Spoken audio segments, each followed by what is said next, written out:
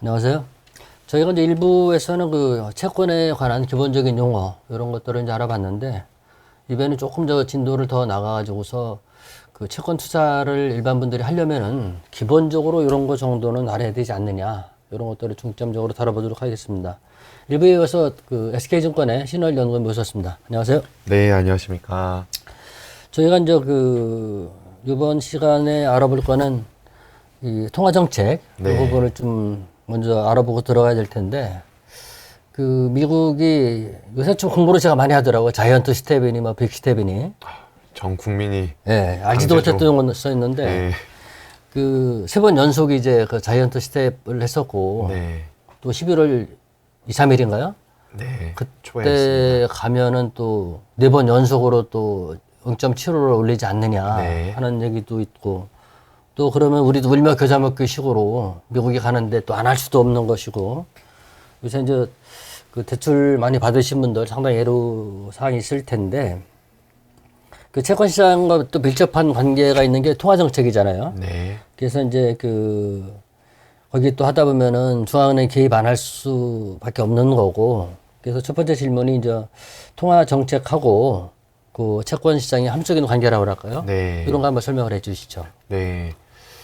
중앙은행이 세팅하는 금리를 이제 기준금리라고 한다는 자체가 이제 스탠다드, 가장 이제 핵심적인 부분이라고 볼 수 있고, 네. 정책적으로 이렇게 한다라는 것에 따라서 경제뿐만 아니라 금융시장도 영향을 받을 수밖에 없습니다. 통화 정책을 통해서 추구하는 바가 분명한 것은 이제 네. 물가 안정이고요. 네. 물가 안정을 통해서 건전한 경제 성장을 도모하는 동시에 이제 각국마다 조금은 다르겠지만 우리나라 같은 경우는 금융 안정까지 네. 추구한다라고 되어 있습니다. 네. 미국은 이제 듀얼 맨데이트라고 불러서 미 연준은 물가 안정과 완전 고용을 하고요. 네. 경제 금융화 현상이 워낙 글로벌 금융위기 이후에 심화되다 보니까 금융 안정, 자산 시장 안정까지 지금 뭐 직간접적으로 네. 안 한다고 볼 수가 없는 상황에 있습니다. 그러면 통화 정책으로 그게 되느냐라고 반문을 할 수가 있겠죠. 네. 통화 정책의 경로를 살펴보게 되면은 충분히 가능하다라고 볼 수가 있습니다. 네. 이 부분 한번 좀 우리가 살면서 워낙 금리는 전 경제 주체에 거시적으로 영향을 미치기 때문에 알고 있으면 참 일상생활에 도움이 될 것 같습니다. 네. 크게 5가지의 경로가 있다라고 보시면 좋은데요. 네. 당연히 금리를 올리고 내리고 하는 자체가 금리의 경로에 영향을 미치게 되겠죠. 네. 시장금리와 여신금리, 수신금리 당연히 바뀌게 됩니다. 네. 그리고 두 번째로는 금리가 오르니까 너무 힘들다라고 하는 부분들이 주식이 떨어져서 채권 가격이 떨어져서 부동산 가격이 떨어져서 근데 금리가 내릴 때에는 자산 시장이 부양이 되고 부의 효과가 나타난다라고 하는 것은 결국에 자산 가격의 경로에도 영향을 미친다라는 점을 알 수가 있게 됐습니다. 네. 그리고 이번에 지난주였죠. 한국은행 금통위에서 다시 8월에는 베이비 스텝을 했었지만 10월에 빅 스텝을 한 이유 중에 가장 큰 이유가 외환시장의 불안정성을 꼽았습니다. 네. 아직은 우리가 외환시장 원달러 환율이 1,400원까지 가서 국가적 위기는 아니지만 상대적으로 봐야 한다라는 입장을 견지하고 있거든요. 네. 그럼에도 불구하고 원달러 환율이 급등을 하니 네. 환율 때문에 이것도 빅스텝으로 가야 된다라고 한 부분은 환율 경로에도 영향을 미친다라는 점을 우리가 바로 알 수가 있게 되겠죠. 네. 그래서 지금 이렇게 물가가 올라서 금리를 올렸는데 돈을 많이 팬데믹 때 풀었고 거기에다가 공급 병목 현상 그리고 전쟁이 터져서 원자재 가격이 오른 거 통화 정책으로 할 수가 있나요? 사실 현실은 불가능합니다. 네. 공급 사이드는. 네. 그럼에도 불구하고 금리를 올린다라는 부분은 결국에는 경제 주체의 기대 경로에 제어를 가해서 수요 측 요인에 대한 부분을 좀 잡겠다. 그래서 물가 상승 요인들을 더 부상이 안 되게 만들겠다라는 것이겠죠. 그래서 금리나 경기 전망, 인플레이션에 대한 기대를 제어하고 통제하겠다라는 것이 기대 경로라고 볼 수 있고요. 네. 마지막으로는 이제 당연히 금리가 오르고 내리고 하면은 대출과 관련된 네. 신용, 크레딧에 대한 부분에 영향을 미치게 되겠죠. 그래서 신용 경로에 영향을 미칠 수 있다라고 볼 수 있습니다. 다시 한번 정리하면은 네. 금리, 자산 가격, 네. 환율, 기대, 네. 마지막으로는 신용 경로에 영향을 미쳐서 총 수요에 대한 부분들을 상호 복합적인 영향력을 행사하게 되고 물가 안정과 국민 경제의 건전한 경제 성장을 도모하는데 통화 정책이 일조하는 것을 목표로 하고 있습니다. 그래서 여기에서 우리가 생각해 볼 수 있는 부분들은 하나라도 채권 시장과 연관되지 않은 부분이 없다라는 점이 되겠죠. 네. 그렇기 때문에 통화 정책이 매우 중요하다라는 점을 알 수 있습니다. 지금까지는 그 통화 정책이 그렇게 5가지로 이제 그 구분되는 데서 설명을 해주셨고, 그 다음에 이제 아까 일부에서는 짚고 넘어가지 않았었는데, 채권이 돌아다니려면 발행을 해야 되지 않습니까? 네. 그 발행 시장에 대해서 한번 좀 설명을 네. 해주시죠. 뭐 주식으로 치면 IPO와 같은 거죠. 네. 말씀하신 대로 채권 시장에서 우리가 참여를 할 수 있다는 거는 이미 어떤 채권이 발행이 되고 돌고 유통이 되고 있다는 건데 네. 핵심 먼저 발행이 되어야 되는 거죠. 제가 뭐 아까 서두에서 좀 말씀을 드렸다시피 발행을 하려면은 어떤 그 발행 주체에 대한 신용이 쌓여야 가능합니다. 아니면 신용이 없으면 보증에 대한 부분을 이제 담보를 할 수 있어야 되겠죠. 결국 채권 발행자와 채권 발행자가 채권을 찍어냈을 때 돈을 줄 수 있는 투자자가 있어야 되고요. 네. 직접적으로 이렇게 하기가 사실 매우 어렵지 않습니까? 뭐든지. 그렇기 때문에 증권사 같은 중개기관이 있게 되는 거죠. 네. 그래서 이 중개기관은 주관회사가 있고요. 네. 이 채권이 발행이 되었을 때 먼저 가져갈 수 있는 인수기관도 필요하겠고요. 네. 이를 대행해 줄 수 있는 청약기관도 필요합니다. 네. 만약에 이 기관이 없으면은 발행자와 투자자가 그냥 다이렉트로 하면 되는데 현실적으로 어려운 부분이 있어서 네. 이렇게 브로커리지를 하는 펌이 중간에 개입이 된다라고 보면 되겠고요. 채권을 이렇게 한다라는 것은 1차적으로 1차 시장이라고 하니까 프라이머리 마켓입니다. 네. 그러니까 내가 돈이 필요한 기업이 돈이 필요해 은행을 가지 않고 예금 취급이나 여신 기능을 하는 곳을 찾아가지 않고 시장에서 돈을 조달하는 거죠. 네. 그러니까 프라이머리 마켓 1차 시장, 직접 시장에서 돈을 가져왔다라고 생각을 하면 좋겠습니다. 네. 그리고 좀 전에 제가 말씀드렸었는데 발행 주체와 발행 방법에 따라서 이제 되는데 발행 시장에서 아까 IPO는 공모에 관련된 부분이 주지 않습니까? 네. 그런데 그냥 투자자들끼리 모여 있어서 굉장히 큰 손이 되었어요. 그러면은 중개기관이 개입을 거의 안 해도 되겠죠. 이것들을 이제 사모라고 하는 겁니다. 네네. 사모가 되게 되면은 큰 돈을 모아서 발행 기관과 매칭이 되면 바로 할 수가 있는 것이고요. 만약 그렇지 않다, 결국에는 공모는 불특정 다수를 대상으로 우리 발행 채권을 발행할 테니까 이 채권을 불특정 다수가 받아가기를 바라는 거죠. 네. 그래서 사모 발행과 공모 발행으로 나뉠 수 있다라고 보시면 되겠습니다. 네. 결국에는 사모든 공모든 발행이 되고 난 이후에는 다시 유통이 될 가능성이 매우 높겠죠. 네. 만기까지 가져가는 투자자도 있겠지만 그렇지 않은 투자자들도 있을 수 있으니까요. 네. 그렇기 때문에 이런 발행 시장을 우리가 살펴보는 것이고 네. 국고채는 이제 정부가 발행하는 것인데 네. 발행 한도 매년 예산안에서 정해집니다. 내년도 23년도는 약 160조 원 정도로 지금 되어 있고 근데 아직 입법부에서 의회에서 확정을 짓지 않았습니다.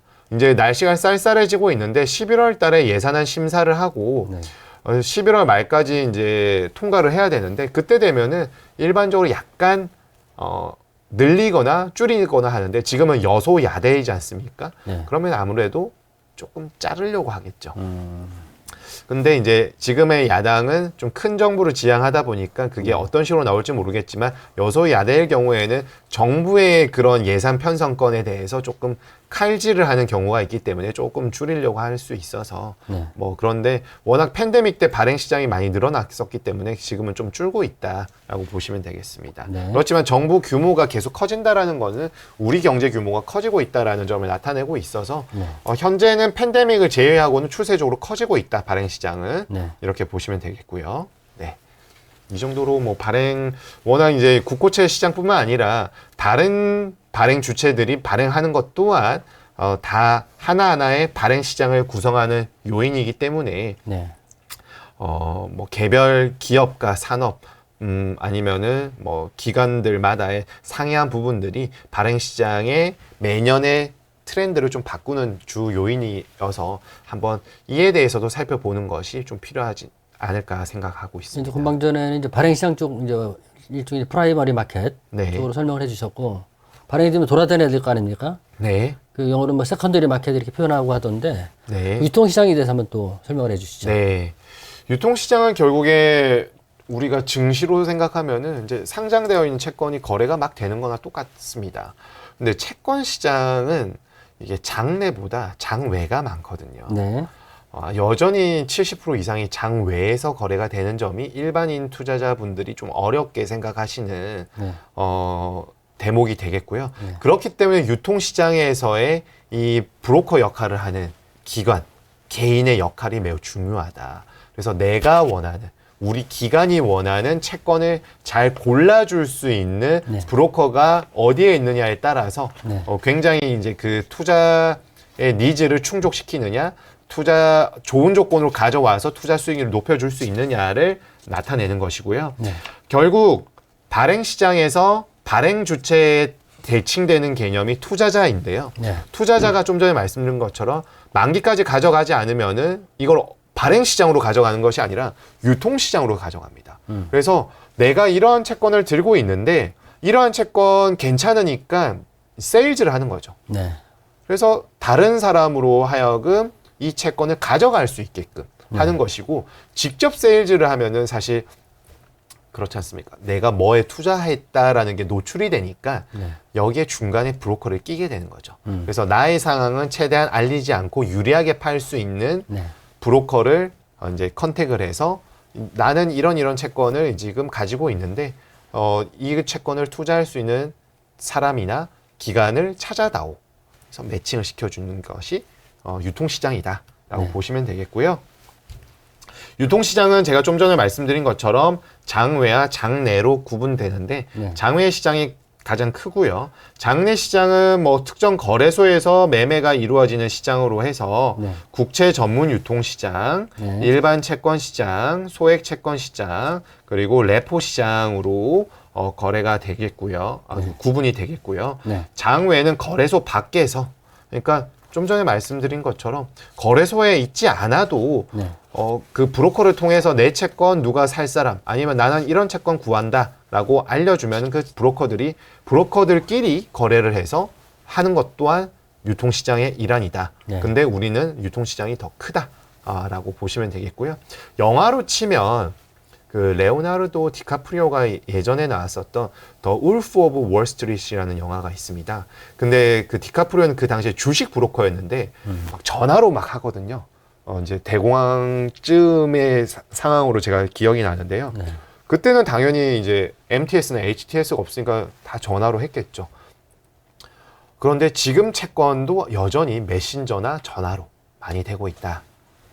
그러니까 장내보다 장외의 비중이 높다라는 점이 이제 정보의 비대칭성이 네. 여전히 존재하고 있는 것이 채권 시장이다라고 보시면 되겠습니다. 그 설명을 하실 때의 그 RP 레포 네, 그거로 말씀하셨는데 요새 신문 같은 거 보게 되면 환매 조건부 채권 거래는 뭐 많이 용어가 나오던데 네. 일반 분들이 좀 이해하기 조금 어려운 부분이 있을지 모르니까 그건 조금 더 설명을 해주시죠. 레포에 대해서. 이거는 이제 환매 조건부 채권과 같은 법률적인 개념을 채권 시장에 좀 적용을 시켰다라고 보시면 되겠고요. 네. 그러니까 사고 파는 것은 미리 예약을 걸어 놓은 거죠. 근데 미리 예약을 걸어 둔 상황에서 시차가 존재하지 않습니까? 네. 시차가 존재하는 동안에 채권의 이자 수익을 벌 수 있는 그 권리를 획득하게 되는 것이고 그 부분을 잘 활용을 해서 전략을 세워서 수익률을 극대화시키는 것이 되겠습니다. 그래서 한번 다시 이 교재에서 제가 그 기술한 것으로 읽어보면은요. 네. 레포, 판매 조건부. 그러니까 다시 매매한다라는 거를 조건부로 한 채권 거래는 네. 일정 기간이 경과한 이후에 정해진 가격으로 픽스되어 있는 가격으로 네. 다시 매매하기로 하는 환매하기로 하는 조건으로 채권을 매매하는 것이고 네. 채권 매매 형태는 맞지만 단기 자금의 조달과 운용 수단으로 이용되기 때문에 1년 미만의 단기 자금의 대차 거래의 성격을 지니고 있다. 그래서 아무래도 네. 짧게 하다 보니까 매우 안정성이 높은 국고채, 통한채 이런 신용 등급이 높은 채권을 대상으로 하고 있습니다. 잘 알겠습니다. 그 다음에는 그 채권 우리가 보다 보게 되면 용어도 이게 헷갈리는 게 많더라고요. 뭐 네. 구주화 채권이니 뭐 주권 관련 사채권 또는 뭐 자산 유동화 증권이라든지 이런 용어가 많이 나오는데 그 채권 종류별로 용어들을 또 일반 분들이 보기 헷갈릴지 모르니까 네. 간단하게 좀 맥을 짚어주시죠. 네, 너무 많아서 사실 그 기준을 알고 그 기준에 의해서 파생되는 것들을 계속해서 접해가는 것이 채권 시장에 대한 이해도를 좀 높일 수 있다라고 볼 수 있겠고요. 네. 구조화 채권은 아까 말씀드렸던 이표채와는 다르게 원금과 이자의 지급이 지표 금리나 뭐 어떤 기준에 의해서 결정되도록 설계한 채권이 되겠고요. 네. 주로 파생 상품을 활용해서 다양한 현금흐름을 창출합니다. 다양한 현금흐름을 창출했다라는 것은 리스크가 일반 채권보다는 조금 다변화되었다라는 것은 좀 높아질 가능성이 높다라는 거고, 네. 그러면 리턴도 높아질 가능성이 높겠죠. 네.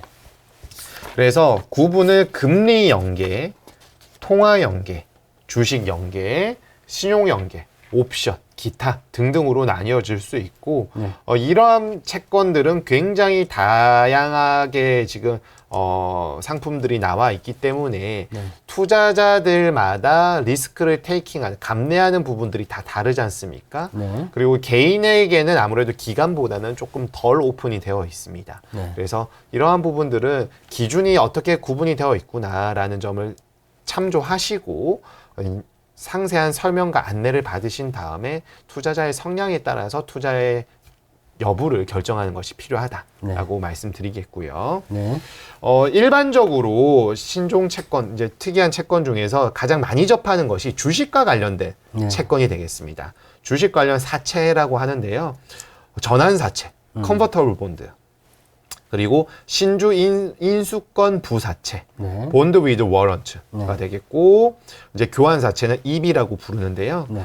컨버터블 본드, CB는 채권으로 받았다가 주식으로 전환되는 겁니다. 나중에. 네, 채권이 주식으로 되는 거고요. 네. 신주 인수권 부사채는 본드 위드 워런트, 채권도 있고 워런트, 신주를 인수할래 말래의 개념으로 접근하면 됩니다. 선택권이 있는. 그렇죠. 네. 그리고 교환사채는 발행회사의 보유 주식을 교환할 수 있느냐 아니느냐의 문제죠. CB랑 조금 비슷한데 네. 컨버터블 본드는 발행회사의 신주를 하는 거고, 교환사채는 이미 있는 거를 교환할 수 있느냐 안 하느냐, 구주를. 약간 쿠폰 같은, 이거 내면은 이거 달라, 뭐 네. 이런 느낌으로 보시면 되겠습니다. 여기에서 이제 핵심은 권리를, 지금 뭐 CB, EB, BW 있는데 권리를 행사했을 때 그 기업에 현금이 유입되느냐 안 되느냐는 대부분 유입이 안 되는데 네. BW는 유입이 되겠고요. 네. 권리를 행사했을 때 사채권이 소멸하느냐 존속하느냐에 있어서 BW만 사채권은 존속하고, CB나 EB는 네. 이거를 행사하면은 본드로서의, 채권으로서의 효력은 없어지게 됩니다. 네. 그래서 각각의 특징이 있는데 결국에는 이 CB, EB, BW는 굉장히 이제 우리가 투자를 함에 있어서도 뭐 유용하겠지만 신문을 읽어서 경영권에 관련된 부분을 이해하는 데 굉장히 좀 도움이 되는 부분이 되겠습니다. 네네. 그리고 이제 좀 살펴볼 부분이 자산 유동화라고 해서 Asset Backed Security, 그러니까 ABS가 되는데요. 네. 이거를 이제 토대로 해서 여러 가지 것들이 나오죠. 그래서 요즘에 이제 문제가 되는 것들은 ABCP, 네. Asset Backed Commercial Paper, 뭐 이런 식으로 많이들 되는데요. 결국에는 생각해 보면은 신용카드 회사들이 우리가 쓰면은 신용 공여 기간을 주지 않습니까? 그리고 그렇죠. 카드 납입 그 결제일에 돈을 내는데 네. 이미 판매처는 돈을 카드사로부터 받게 되겠죠. 네. 그러면 이제 그 매출이 있지 않습니까? 그래서 카드사들끼리 경쟁이 치열한데 이것 또한 이제 유동화가 가능한 거죠. 네. 결제일마다 만약에 뭐 예를 들어서 말일이 결제일이 제일 높다라고 가정을 하면은 말일에 돈이 카드 사용자들이 돈을 낼 거지 않습니까? 뭐 네. 10만 원이다, 50만 원이다, 100만 원. 이게 곱하기가 뭐 수십만 명, 수백만 명일 테니까 이 돈이 들어오는데 미리 해야 되면 유동화를 시킨 다음에 할인을 해서 채권을 유동화 시키면은 돈이 먼저 들어올 수 있게 되겠죠. 그 자산 유도화증권의 가장 쉬운 예가 그 최근에 문제됐던 둔촌 중앙 아파트인가요? 네. 거기 이제 보증기관들이 네. 만기 연장 안 해주겠다라고 네. 해가지고서 네. 거기에 이제 기존 집 가지고 있던 분들이 난리가 나가지고 네. 그럼 채권사에 대출 받아가지고서 돌렸던 거. 네. 그게 이제 자산 유도화증권의 일환을 봐도 되는 건가요, 그럼? 약간 그거는 조금 다른 부분인데요.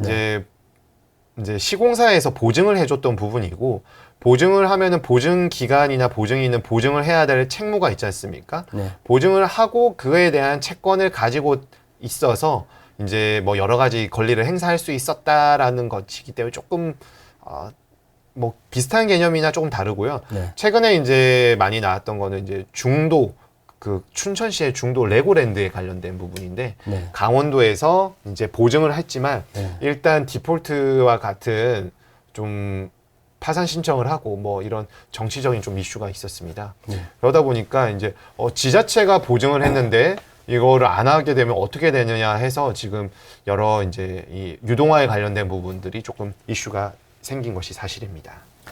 그 다음에는 우리 주식시장도 보면 현물시장뿐만 아니라 네. 선물 쪽에도 이제 보편화된 게 있는데 그 채권 쪽에도 이제 그 국제 선물시장 쪽인가요? 네. 이쪽 부분도 한번 설명을 해주시죠. 네.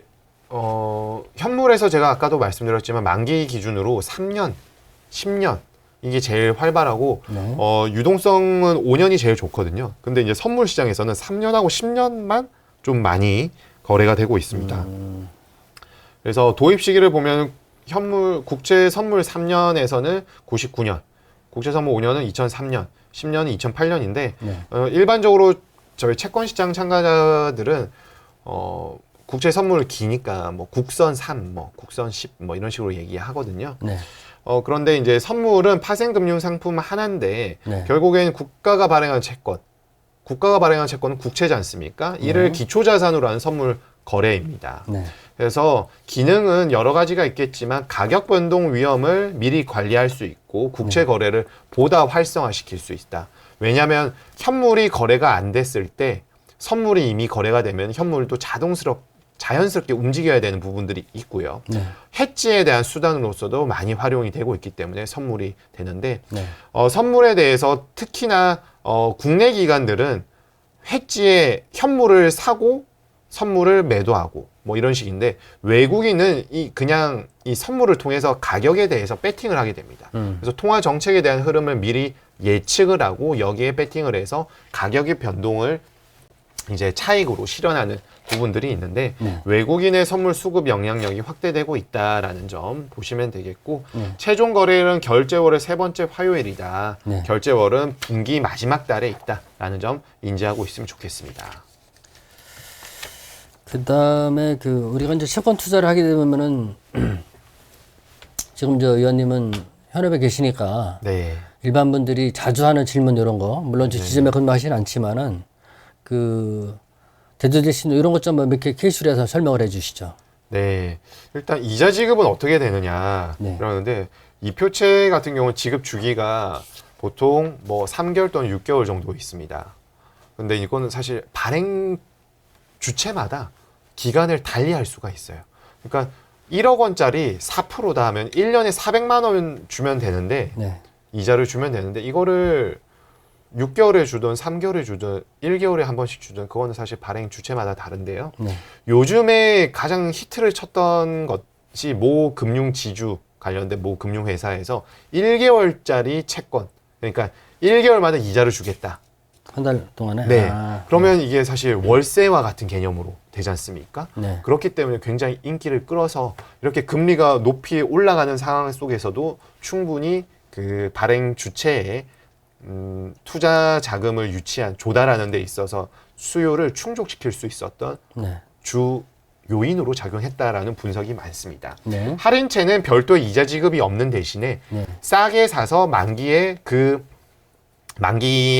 해당하는 현금흐름을 다 수취하는 그런 것들이 되겠고요.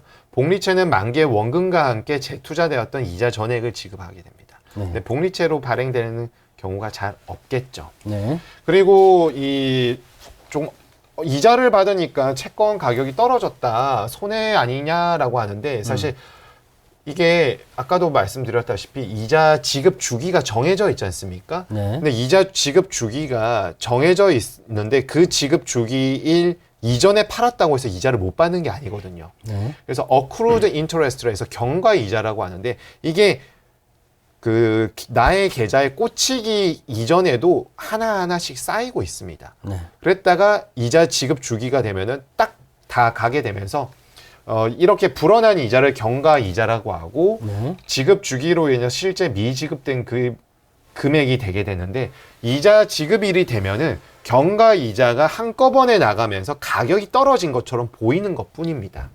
그렇기 때문에 이자 지급일 이자의 지급과 동시에 가격이 떨어지는 현상을 이자락이라고 하게 되는데요. 권리락 비슷한 거죠. 네. 그러니까 이 부분을 뭐 손해라고 보기는 좀 어렵다.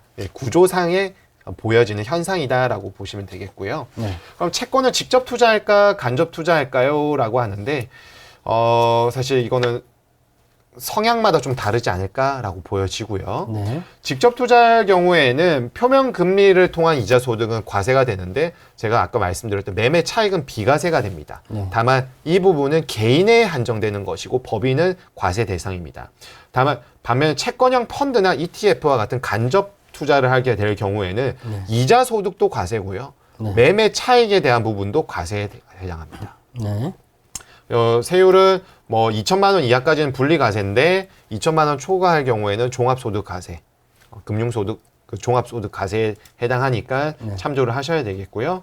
뭐 직접 투자, 간접 투자에는 이런 세제적인 부분들이 가장 큰 차이가 있고 네. 세제 말고는 직접 투자를 하게 되면은 만기가 있지 않습니까? 네. 뭐 3년 뒤에 내 돈 돌려받는다. 근데 간접 투자는 그게 없어요. 계속 돌아가게 됩니다. 그러니까 만기가 없다라는 점 차이점이 있겠습니다. 그리고 마지막으로 간접 투자를 하게 되면은 수수료가 아무래도 운용력들에게 나가야 되겠죠. 그렇죠. 그리고 직접 투자는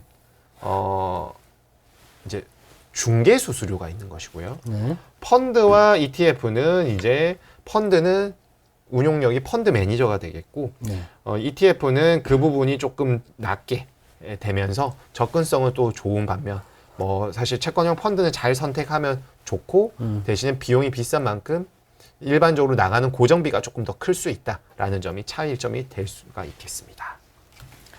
네, 지금까지는 2부에서 채권 투자를 하려면은 기본적으로 이 정도는 알아야 되지 않느냐. 근데 이제 일반 분들이 생활하실 때에 채권 관련 용어들이 생소하기 때문에 투자를 하려면 일단 사전에 공부 좀 조금 더 숙지하시고 나서 투자를 하는 게 어떨까 하는 생각이 듭니다. 잠시 후 3부에서 뵙겠습니다. 고맙습니다.